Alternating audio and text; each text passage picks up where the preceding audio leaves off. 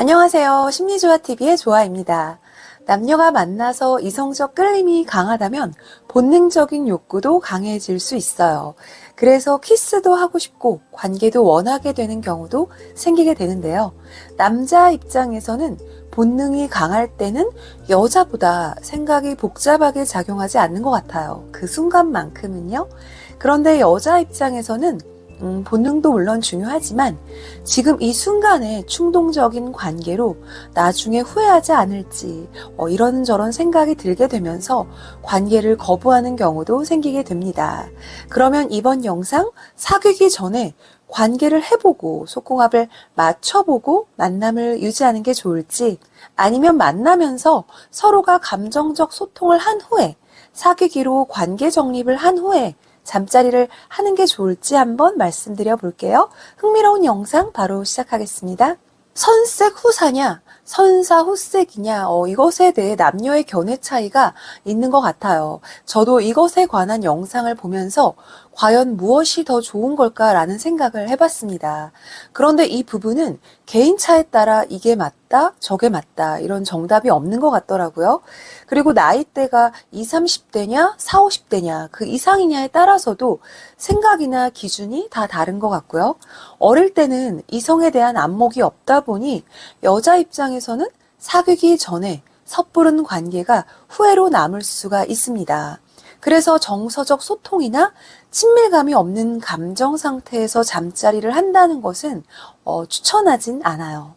그리고 남자의 마음에 여자에 대한 감정이 없을 때, 즉 남자가 여자를 좋아하는 마음이 크지 않을 때 하는 관계는 의미 없이 쉽게 끝나는 경우가 많더라고요. 그래서 어릴 때는 선사 후색이 더 맞을 듯 합니다. 서로 지켜보면서 믿음이 어느 정도 생겨야 서로 더 노력하게 되니까요. 그러면 중년, 40, 50대 그 이상은 어떨까요? 다들 인생의 단맛, 쓴맛 다 겪어보면서 내 인생에서 여자라는 또는 남자라는 이성이 나에게 어떤 의미인지 누구나 자신만의 기준이 다 있을 듯 해요. 이성을 미래의 동반자로 진지하게 바라보느냐, 이성을 인생의 한 즐거움으로 스쳐 지나가는 추억으로 바라보느냐에 따라서도 차이가 있을 듯 하고요. 어떤 사람은 정서적 소통을 중요하게 생각하고 감정의 깊이에 더 무게를 둬요. 그러면 관계 전에 어떤 사람인지 알아보고 대화를 해보며 서로 코드가 맞는지도 느껴볼 거고요. 그런 후에 관계를 원하겠죠. 또 이런 경험을 해보고 이 여자다, 이 남자다 생각을 했어요. 그리고 사귀기로 하고 감정이 깊어져서 관계를 했어요. 그런데 속궁합이 안 맞아요. 정말 난감하겠죠? 감정적으로는 정말 좋았는데 속궁합이 안 맞으니 시간이 갈수록 자연스럽게 멀어지는 경험을 해보니 남녀의 관계는 속궁합을 맞추기 전까지는 감정 소통이 의미가 없다. 또 이런 생각이 들면서 선색 후사가 필요한 거다. 이렇게 생각하는 사람들도 있을 것 같아요.